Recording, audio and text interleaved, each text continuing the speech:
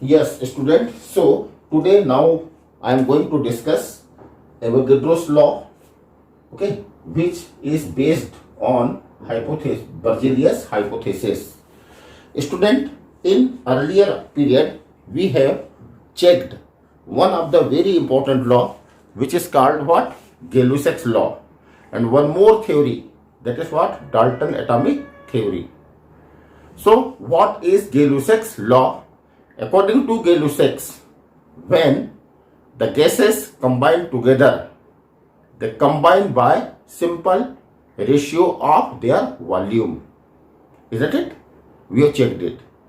While according to Dalton atomic theory, when elements combine with each other, then they combine by simple whole number ratio of their atoms.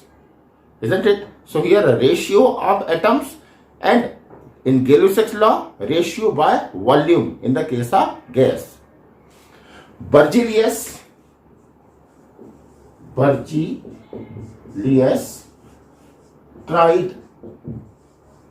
okay, to correlate what? Gay-Lussac's law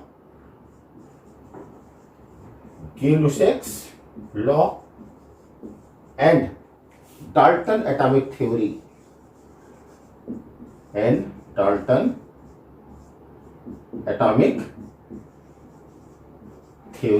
okay, and put forward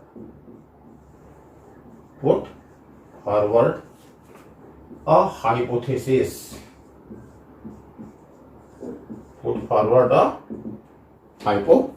That is what is the function of, what is the work of Berzelius?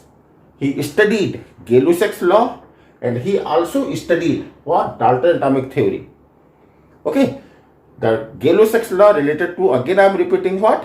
Gaseous volume, and Dalton atomic theory related to atoms of element. Okay, so by study of these two hypotheses, now the Berzelius put forward his new hypothesis. According to him, equal number getting of all gases,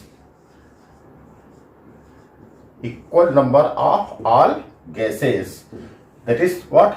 In Gay-Lussac's law, the gases are mentioned. So equal volume of all gases under similar conditions.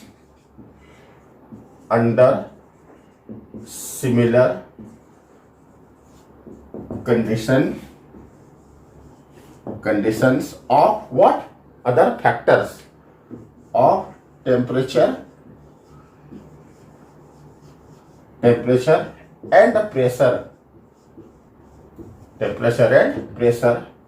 Always contains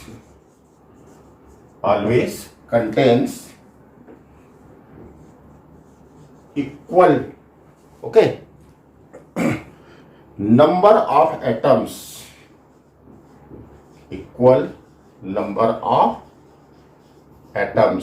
That is what? He related gases volume with number of atoms. Isn't it? Now, for example, when hydrogen, okay, reacts with chlorine, it forms hydrogen chloride.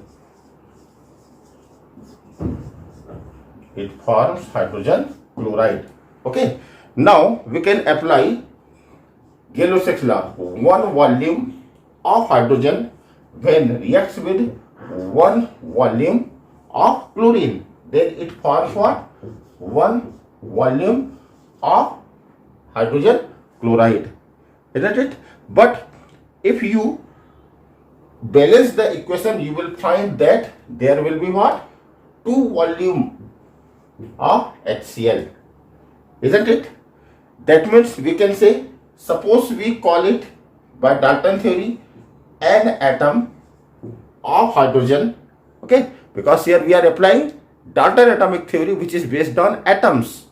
Okay, so besides of volume, now we can write it, an atom of hydrogen reacts with an atom of chlorine to form now 2n compound atom. This is the new phenomenon. 2n compound atom of what? HCl. Okay. Now there is a factor what? 2n.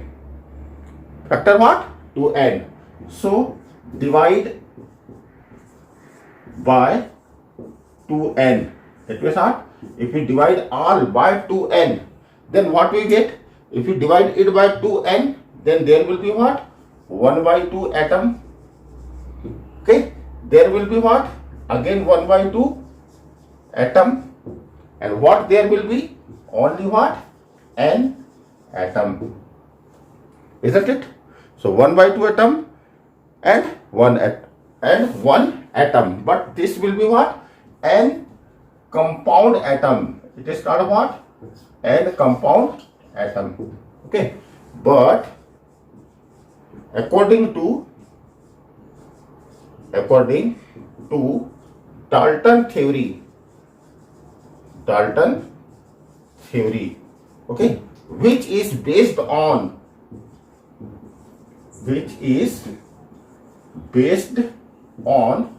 atom is a atom is a non-divisible and always combine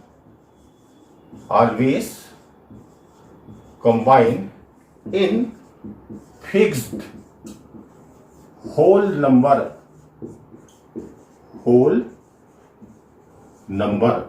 So participation of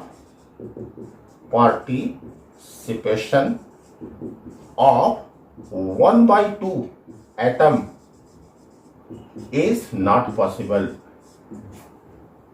Is not possible. Okay. Hence Berzelius hypothesis is rejected.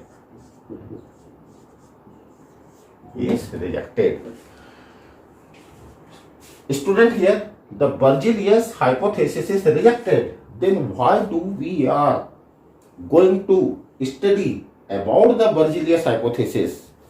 This is because on the basis of Berzelius hypothesis, the Avogadro hypothesis or the law is given. Therefore, there is a need to study of what? Berzelius hypothesis. So, what is Berzelius hypothesis? Very first, he correlated the two very important scientist hypothesis, which is Gay-Lussac's and one what? Dalton. The Gay-Lussac's depends on gaseous volume, while the Dalton atomic theory depends on the whole number, okay, atoms ratio of the elements. Getting? On this basis, he proposed, that is the Berzelius proposed a hypothesis that equal number of all gases under similar conditions of temperature and pressure. Because if we change the temperature and pressure, then there will be change, because these, okay, the factors plays very important role. Therefore, there is need to mention what? The under similar conditions of temperature and pressure always contains equal number of atoms. Getting? Now, if we explain it using a particular chemical reaction like hydrogen and chlorine gives hydrogen chloride. What we are saying? If we say hydrogen, we will use 1 volume of hydrogen when combined with 1 volume of chlorine, it forms 2 volume of hydrogen chloride. And if we explain it on the basis of Dalton theory, then we will say n atom of hydrogen combined with n atom of chlorine to form 2n compound atom of hydrogen chloride. Okay, now there is a factor 2n, so make it what? 1n we can divide. So divide by 2n, that is the equation is divided by 2n, then the n is divided by 2 become 1 by 2 atom. This is 1 by 2 atom and this is n compound atom. But student, we know that according to Dalton atomic theory, which is based on atom is non-divisible and always combined in fixed whole number ratio. Okay, so on this basis, the Berzelius hypothesis is rejected, but then it is modified by the Avogadro, and now we will study about Avogadro's law or theory. So, student, next one, Avogadro's law. The Avogadro law is the modification of Berzelius hypothesis, because we have seen that the Berzelius hypothesis is rejected.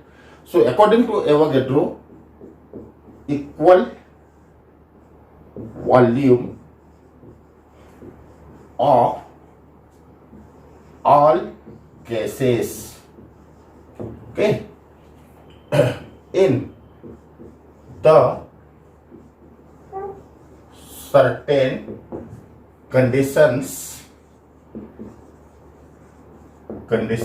of temperature and pressure always, okay, contains equal.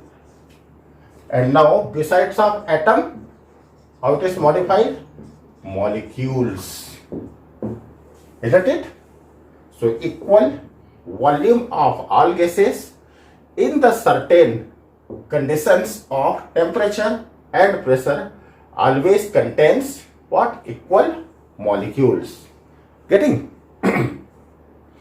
Now how this is? Say for example, if we again take the example of same thing, what? Hydrogen when combined with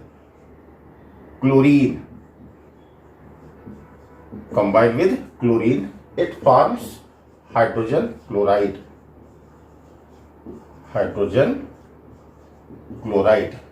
Now applying what? Avogadro's law. What is this? One volume. This is again what?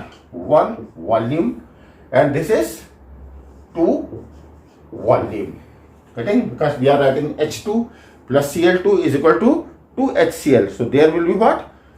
2 volume, or we do write it by N. Now what? Molecule, not atom. Okay, and again here what? N molecule will give what? 2N molecule of HCl. 2N molecule of HCl. Again there is a factor of 2N. So dividing by what? 2N, we will get what? 1 by 2 molecule. Again here what? 1 by 2 molecule, and there will be what? 1 molecule. Isn't it? That is what? That is 1 molecule of HCl. 1 molecule of HCl contains what? 1 hydrogen and 1 of, we can say 1 molecule of HCl, isn't it? Contains half molecules of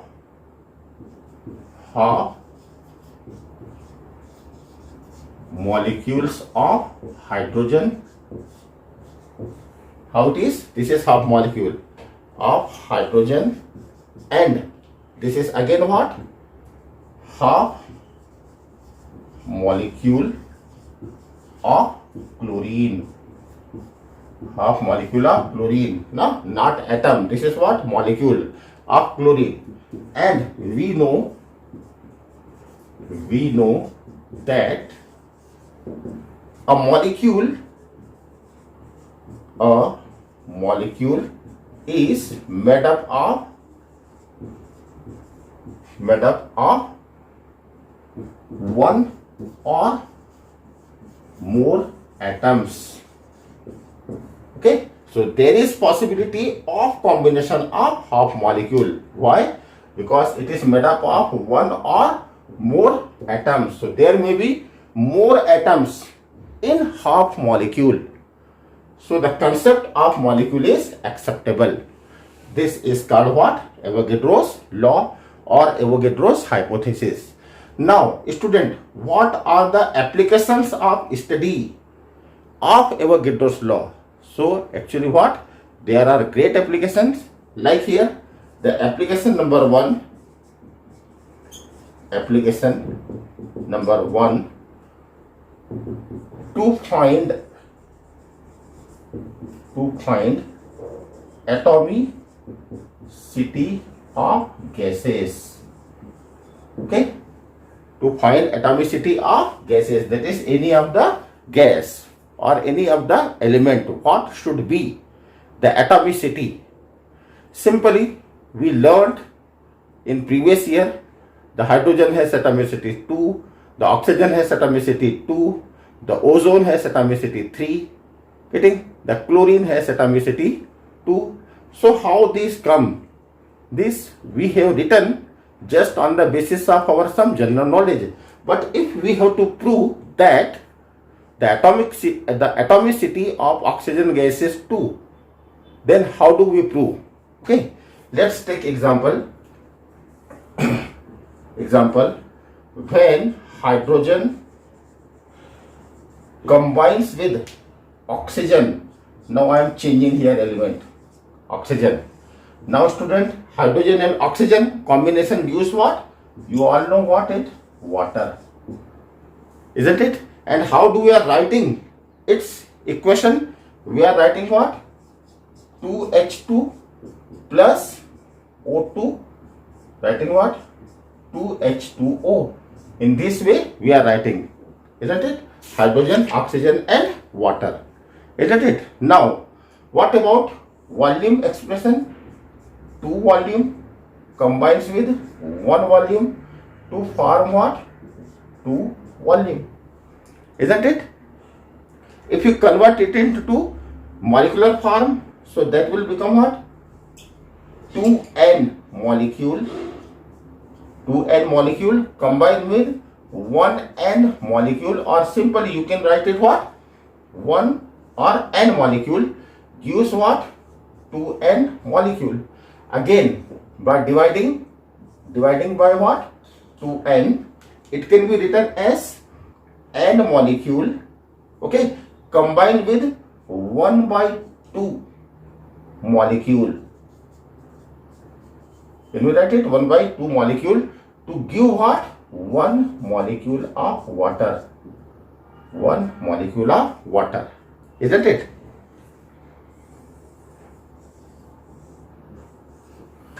Okay. But 1 molecule of water, you can see here, 1 molecule of water, okay, have 1 atom. Okay, 1 molecule of water, this water have 1 atom. So 1/2 molecule of oxygen, 1/2 molecule of oxygen is equal to 1 atom. Okay, so 1 molecule, okay, of oxygen is equal to what? 2 atoms. So in this way we can find that oxygen, okay, is made up of 2 atoms, or we can say the atomicity of oxygen is 2. I think student, I have to explain it again. What?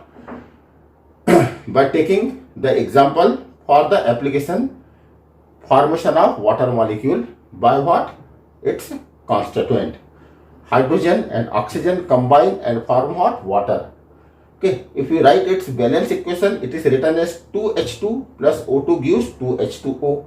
These 2H2 can be written as 2 volume, 1 volume and 2 volume. But if we express it in the form of N, then 2N more molecule, this is 2N molecule, this is what? 1N or simply N molecule gives what? 2N molecule. I am writing here 2N molecule. If we divide, okay, the equation by the factor what? 2N, then we will get 2N upon 2N is equal to N. Okay. This is 1 by 2 molecule and this is what? 1 molecule. Isn't it? So here what? Sorry, not N. We will write 1 molecule. 1 molecule. Okay. And 1 by 2 molecule and 1 molecule. You can write it completely 1 molecule. Isn't it? When we divide it by what? 2N. But student, we know that in a water, that is H2O, okay, have 1 atom of oxygen. 1 atom of oxygen. This is 1 atom of oxygen. So half molecule, that is this one, half molecule, okay, of oxygen is equal to 1 atom. Why? Because 1 molecule of water have half molecule of oxygen and 1 molecule of hydrogen. Here 1 molecule of hydrogen means what? Half molecule of oxygen is equal to how many atoms? 1 atoms. So 1 molecule of oxygen will have what? 2 atoms. Thus here we can prove that the atomicity of oxygen is 2. Yes, student, now there are some very simple phenomenon also in this chapter, because I told you this is what basic concept. So in the basic concept, all those things which are given in 9th and 10th class are again introduced. Therefore, besides of again explaining, I am giving you all this as homework. Like first one, what is atomic mass? What is atomic mass? Student, the measurement of atomic mass is very difficult, isn't it? Because atom is very teeny particle. Therefore, in direct way, besides of weighing it in direct way, we are weighing it in indirect way. That is what we are comparing atoms of any of the element with the carbon.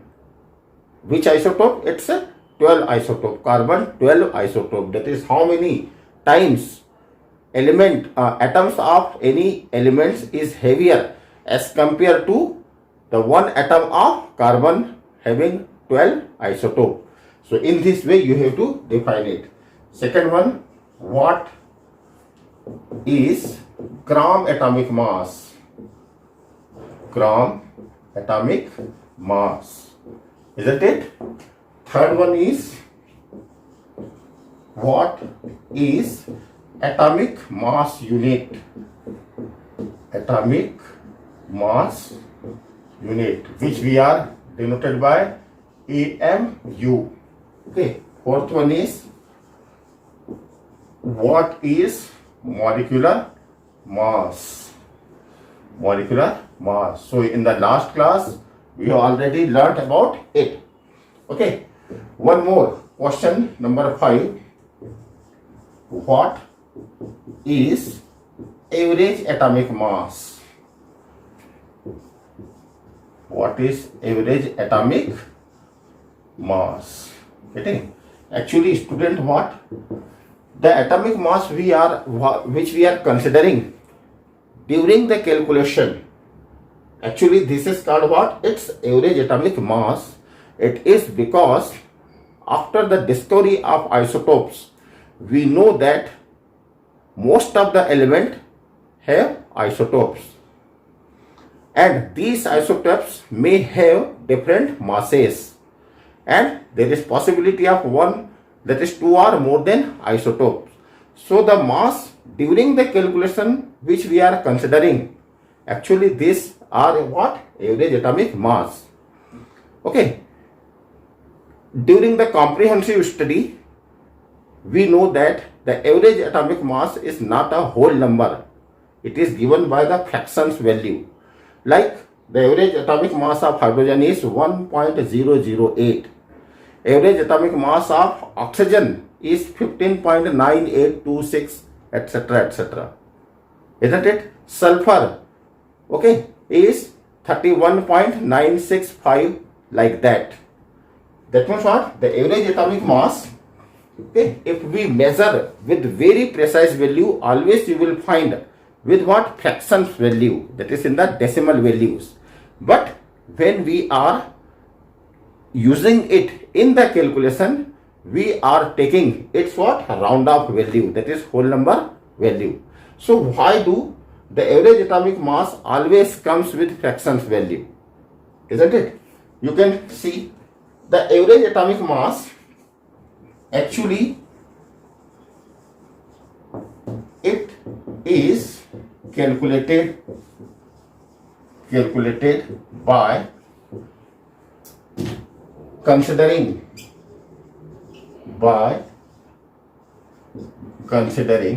atomic mass or atomic masses of all existing isotopes of that atom, isotopes of that elements. Okay. For example, carbon have two isotopes. Cl also have two isotopes. Okay, so we will consider the atomic masses of two isotopes, and then we will take their average. Thus, this is known as what? Average atomic mass. Average atomic mass is equal to percentage of A isotope multiplied by its, that is, you can write atomic mass of A. Atomic mass of A. Getting? Divided by what? 100. This is one thing. Okay. Plus percentage of B isotope multiplied by atomic mass of B whole divided by, again what? 100. Getting? So solving this question, we can find it. Okay. For example, find average atomic mass of chlorine which have two isotopes, as suppose A is given by, or I do write here, A is written with A1735, okay, and another A1737. Getting? And its percent, okay, its percent is 75%. Okay, and the B isotope have again atomic mass number 17, but atomic mass is 37, and it is what? 25%. Now how can we find the average atomic mass? So simply place the value. What? Average atomic mass is equal to what? Percentage of A. So what is the percentage of A? This is 75. Right here what? 75 multiplied by atomic mass of A. So this is called atomic mass. So right here what? 35 divided by what? 100. Divided by 100. This is one thing. And plus now B isotope. Okay. What is the percentage of B isotopes? This is what? 25 multiplied by what is its atomic mass? It is 37. So right here what? 37 whole divided by what? 100. Okay. If you solve the question, it will give what value? 35.5. So this will be the atomic mass of fluorine. In this way, you can solve few more questions.